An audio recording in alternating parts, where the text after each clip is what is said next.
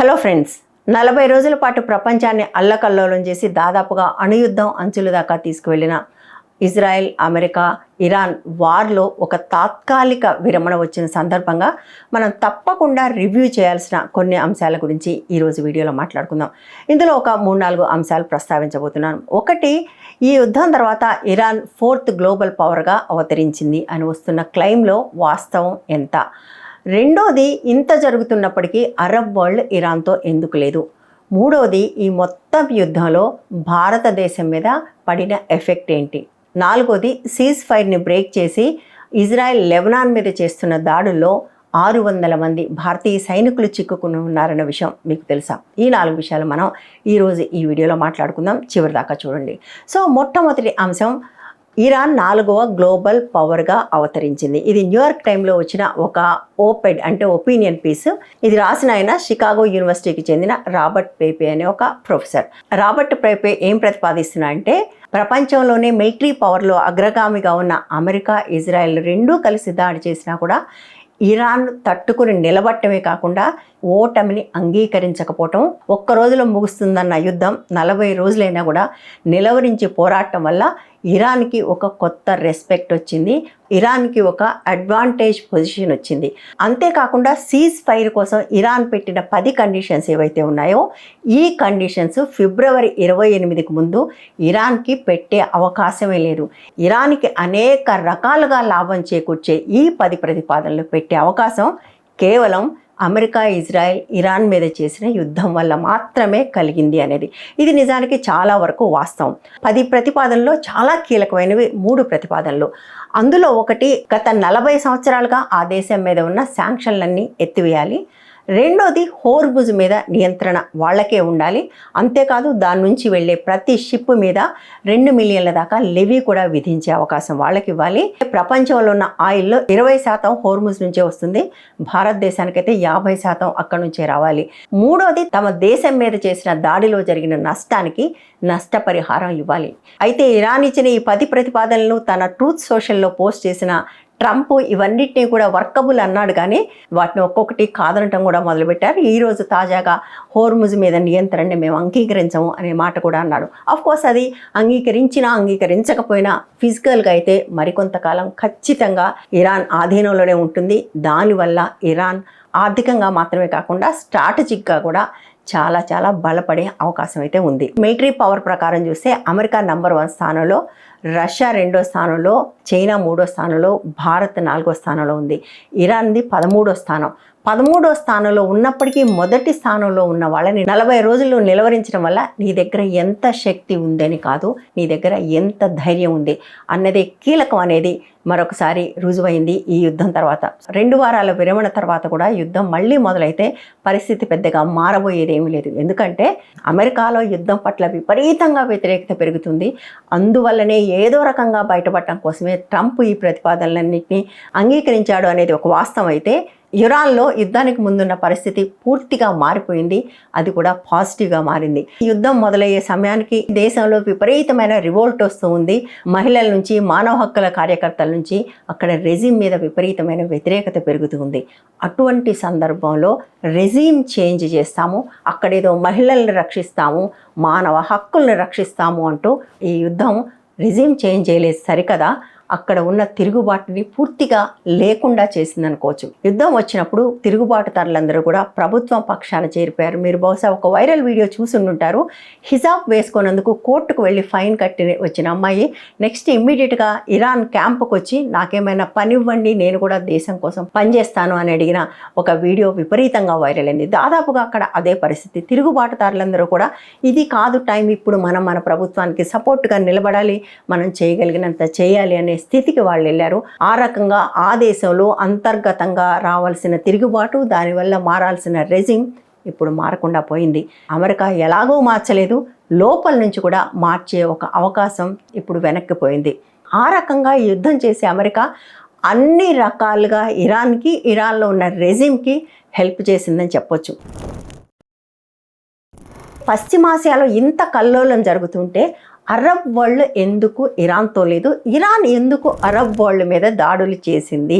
సహా ముస్లిం దేశాలైనప్పటికీ ఆ దేశాల్లో ఉన్న అమెరికన్ స్థావరాలను కూడా ఉపేక్షించను అని అనేకసార్లు చెప్పడమే కాకుండా దాడులు కూడా చేసింది. ఇది ఎందుకు జరిగింది? దీనికి హిస్టారికల్గా చాలా లోతైన కారణాలు ఉన్నాయి. నేను వాటిని సింప్లిఫై చేయడానికి ప్రయత్నం చేస్తాను. చాలా మంది అనుకున్నట్టుగా ఎంటైర్ పశ్చిమాసియా అవటానికి మొత్తం ఇస్లామే అయినప్పటికీ కూడా వీటి కుదురులు వేరు. ముఖ్యంగా ఇరాన్ అనేది పర్షియన్ కుదురు. మిగిలిన సౌదీ అరేబియా, దుబాయ్ ఇవన్నీ కూడా అరబ్ కంట్రీస్. పర్షియన్స్ వేరు, అరబ్స్ వేరు. వాళ్ళ భాష వేరు, వాళ్ళ మాటలు వేరు. పర్షియన్స్ అనేవాళ్ళు చాలా పాత నాగరికతకు సంబంధించిన వాళ్ళు. 3-4 వేల సంవత్సరాల కింద నుంచి ఉన్న నాగరికత నుంచి వచ్చిన వాళ్ళు పర్షియన్స్. కానీ అరబ్స్ వచ్చింది 7th సెంచరీ నుంచి. పర్షియన్స్లు కూడా ఇస్లాం వైపుకు వెళ్ళినప్పటికీ వాళ్ళు షియా ముస్లిమ్స్ గాను, వీళ్ళు సున్నీ ముస్లిమ్స్ గాను ఉన్నారు. ఈ 2 తెగల మధ్య ఒక వైరుధ్యము, ఒక కొట్లాట, ఘర్షణ చిరకాలంగా కొనసాగుతూనే ఉంది. ఇంకా ఆశ్చర్యకరమైన విషయం ఏంటంటే వాళ్ళిద్దరు భాషలు కూడా వేరే ఉంటాయని చెప్పాను కదా. పర్షియన్ భాష ఇండో అమెరికన్ లాంగ్వేజ్ ఫ్యామిలీలోకి వస్తుంది. అరబ్ భాష అరబ్ ఫ్యామిలీలోకి వస్తుంది. పర్షియన్ భాష ఇంగ్లీష్కి, హిందీకి కూడా చాలా దగ్గరగా ఉంటుంది. ఎందుకో తెలుసు కదా, ఇక్కడ హిందీ మాట్లాడే వాళ్ళ పూర్వీకులైన ఆర్యన్స్ వచ్చింది కూడా అక్కడి నుంచే. ఇండియాకు వచ్చిన వాళ్ళు ఒక తెగ, పర్షియాలో ఉన్నవాళ్ళు ఒక తెగ. అంటే వీళ్ళందరూ ఒక కుదురు నుంచి వచ్చారు కాబట్టి వీళ్ళ భాష చాలాసార్లు వేషధారణ కూడా చాలా క్లోజ్గా ఉంటుంది. ఆ ఇండో ఆర్యన్ థియరీ ఎప్పుడో తప్పని ప్రూవ్ అయిపోయింది అని ఎవరైనా కిందకు వచ్చి కామెంట్స్ చేయొచ్చు. ప్రూవ్ కాలేదు. అది కేవలం వాట్సాప్ యూనివర్సిటీలో ప్రచారం మాత్రమే జరిగింది కానీ ప్రూవ్ కాలేదు. ఎందుకు జర్మన్కి, సంస్కృతానికి, హిందీకి అంత పోలికలు ఉంటాయి. నిజానికి పర్షియన్లో వాళ్ళు మాట్లాడే ప్రార్థనలు కూడా చాలా వరకు సంస్కృత శ్లోకాలకు చాలా దగ్గరగా ఉంటాయి సౌండ్లో. ఎందుకంటే ఇవన్నీ ఒకే భాషా కుటుంబం నుంచి, ఒకే జెనెటిక్ పూల్ నుంచి వచ్చాయి కాబట్టి. ఈ విషయం కాసేపు పక్కన పెడితే అరబ్ వాళ్ళకి ఇరాన్కి ఉన్న శత్రుత్వం కేవలం సున్నీ షియాల వల్లేనా అంటే అది కూడా కాదని చెప్పొచ్చు. దీనికి వేరే రకమైన జియో పొలిటికల్ కారణాలు కూడా ఉన్నాయి.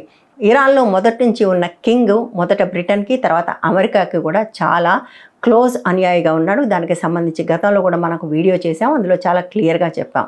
దాన్ని మొట్టమొదటిసారి ఒక డెమోక్రటిక్ రెవల్యూషన్ వచ్చి దాన్ని కూలదోసినప్పుడు నిజానికి మొట్టమొదటి అసలైన మార్పు ఇరాన్లో జరిగింది. కానీ అమెరికా దాన్ని పడనివ్వలేదు. సిఐఏతో మరొక కుట్ర చేసి ఆ రెజీమ్ని కూలదోసి మళ్ళీ కింగ్ని తీసుకొచ్చి పెట్టింది. ఆ కింగ్ మీద వచ్చిందే 1979 ఇస్లామిక్ రెవల్యూషన్. బట్ ఈసారి వచ్చింది పూర్తిగా రిలీజియస్ రెవల్యూషన్.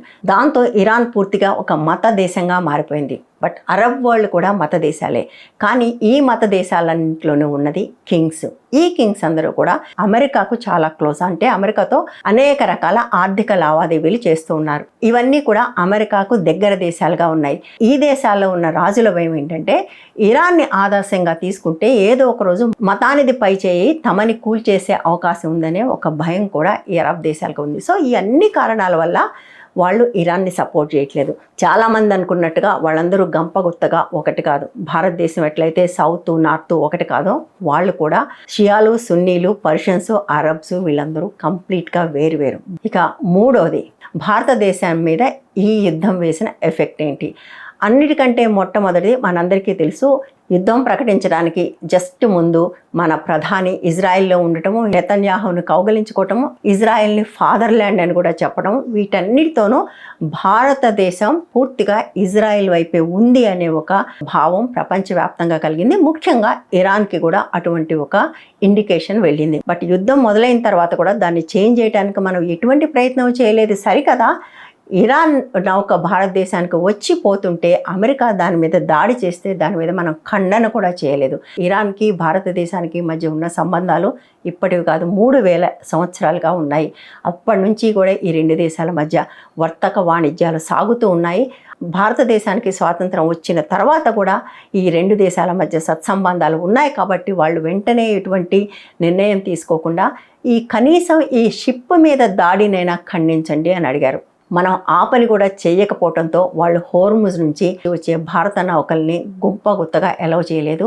మన విదేశాంగ మంత్రి అడిగితే 2-3 నౌకల్ని మాత్రమే అనుమతించారు. నిజానికి అట్లా గంపగుత్తగా అనుమతించిన చైనా కానివ్వండి, రష్యా కానివ్వండి, వాళ్ళెవరికి కూడా పెద్దగా నష్టం జరగలేదు. ఈ నష్టం మనకు జరిగింది. మనం చూసాం కదా, ఇక్కడ వచ్చిన ఎల్పిజి క్రైసిస్, దాంతో పెరిగిన ఎల్పిజి ధరలు, అనేక చిన్న చిన్న పరిశ్రమలు మూసేయాల్సిన పరిస్థితి రావడం, చిన్న చిన్న రెస్టారెంట్స్ మూసేయాల్సిన పరిస్థితి రావడం, వీటన్నిటి వల్ల మనకు ఆర్థికంగా చాలా పెద్ద అల్లకల్లోలం జరిగింది. ఇకపోతే డిప్లొమాటిక్గా కూడా ఇటువంటి అన్ని సందర్భాల్లోనూ కూడా భారతదేశం ఎప్పుడూ కూడా దేశానికి నష్టం కలిగించే ఎటువంటి స్టాండ్ తీసుకోలేదు. గతంలో పశ్చిమాసియాలో కల్లోల పరిస్థితులు, యుద్ధ పరిస్థితులు వచ్చినప్పుడు కూడా వాటిని నిలువరించింది భారతదేశమే. అలీనోద్యమం నాయకుడిగా నెహ్రూ ఆ పని చేశాడు. ఆ తర్వాత కాలంలో కూడా అలీనోద్యమానికి నాయకత్వం వహిస్తున్న దేశంగా భారతదేశం ఇటువంటి అన్ని సందర్భాల్లోనూ ఒక న్యూట్రల్ స్టాండ్ తీసుకోవటం వల్ల తక్కువ నష్టంతో బయటపడిందని చెప్పొచ్చు. బట్ ఈసారి మనం న్యూట్రల్ స్టాండ్ తీసుకోలేదు అనే భావన అందరికీ కలిగే అవకాశం అయితే ఖచ్చితంగా వచ్చింది. ఇంకా మధ్యవర్తిత్వానికి పాకిస్తాన్ని పిలవటం కూడా భారతదేశానికి కొరుకుడు పడట్లేదు అని నేను అనట్లేదు, అంతర్జాతీయ మీడియా అంతా కూడా రాస్తుంది. New Delhi's heart burn over Pakistan mediation అనే వార్తలు కూడా వస్తున్నాయి. అఫ్కోర్స్ బయటికి గంభీరంగా ఇటువంటి తార్పుడు పనులు మేము చేయమని చెప్తుండొచ్చు, బట్ వాస్తవం అది కాదని మనందరికీ తెలిసిందే. ఇండియాకి పాకిస్తాన్కి యుద్ధం వస్తే ట్రంప్ మీడియేషన్ చేసి యుద్ధం ఆపాలని చెప్తాడు. అమెరికాకి ఇరాన్కి యుద్ధం వస్తే పాకిస్తాన్ మీడియేషన్ చేసి యుద్ధం ఆపాలని చెప్తుంది. ఈ మొత్తంలో ఇండియా ఎక్కడుంది?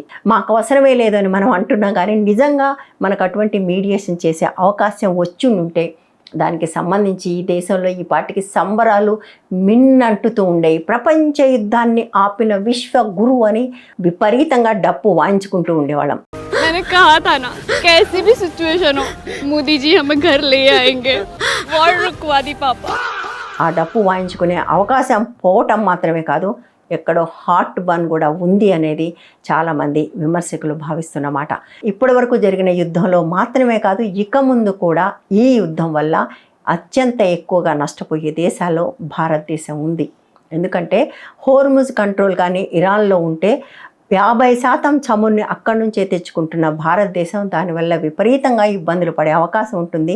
మన దగ్గర చమురు ధరలు యుద్ధం ఆగిపోయినా కూడా పెరిగే అవకాశం ఉంటుంది. చమురు ధరలు పెరిగితే మొత్తం ఎకానమీనే దెబ్బతింటుందన్న విషయం మనందరికీ తెలిసిందే కదా. సో ఈ రకంగా ఇప్పటికి దెబ్బతిన్నది మాత్రమే కాదు, భవిష్యత్తులో కూడా భారత్ మీద దీని ప్రతికూల ప్రభావం చాలా ఎక్కువగా ఉంటుందనేది అనేక మంది అభిప్రాయం కూడా. ఇక 4వది చాలా తక్కువ మందికి తెలిసిన విషయం ఏంటంటే, లెబనాన్ ఇజ్రాయెల్ బోర్డర్లో భారతీయ సైనికులు 600 మంది ఉన్నారు. ఇప్పుడు కాదు, 1978 నుంచి కూడా భారతీయ సైనికులు ఈ బోర్డర్లో ఉంటున్నారు. 78లో ఇజ్రాయెల్ లెబనాన్ మీద దాడి చేసినప్పుడు ఐక్యరాజ్య సమితి దాన్ని ఖండించి అక్కడ ఒక పీస్ కీపింగ్ ఫోర్స్ని పెట్టాలని డిసైడ్ చేసింది. ఈ పీస్ కీపింగ్ ఫోర్స్లో ఎక్కువ మంది భారతదేశం నుంచే. అంతేకాదు, ఈ సీజ్ ఫైర్ని వైలేట్ చేసి ఇజ్రాయెల్ వేసిన మొట్టమొదటి బాంబు కూడా UN స్థావరాల మీదే. ప్రస్తుతానికైతే మనం భారత సైనికులకు ఎవరికైనా నష్టం జరిగిందన్న విషయం మనకి ఇప్పటికైతే తెలియదు, కానీ బట్ ఆ సైనికులైతే ఈ కాన్ఫ్లిక్ట్ మధ్యలో ప్రస్తుతం చిక్కుకొని ఉన్నారు. ఈ 600 మంది ప్రాణాలకు ఎటువంటి హామీ కూడా లేదు. అమెరికా ఇజ్రాయెల్ చేసే యుద్ధాల్లో ఎటువంటి ధర్మం ఉండదు. వాళ్ళు పీస్ కీపింగ్ ఫోర్సా, సివిలియన్సా, పిల్లల లాంటి విచక్షణ ఏది కూడా పాటించరు అని ఇరాన్లో చేసిన యుద్ధంలో చూసాము. అంతకుముందు ఇజ్రాయెల్ గాజా మీద చేస్తున్న యుద్ధంలో కూడా చూసాం. కనీసం ఆ 600 మంది సైనికులనైనా మనం సురక్షితంగా వెనక్కి తీసుకురాగలమా? అది కూడా అనుమానమే. సో ఇవి ప్రధానంగా ఈ యుద్ధ తాత్కాలిక విరమణ సందర్భంగా తప్పకుండా రివ్యూ చేయాల్సిన అంశాలని నేను భావించి మీ ముందుకు తీసుకొచ్చినవి. వీటి మీద మీరేమనుకుంటున్నారో కమెంట్స్లో చెప్పండి. వీడియో నచ్చితే లైక్ చేయండి, షేర్ చేయండి, ఛానల్ని సబ్స్క్రైబ్ చేయండి. Thank you.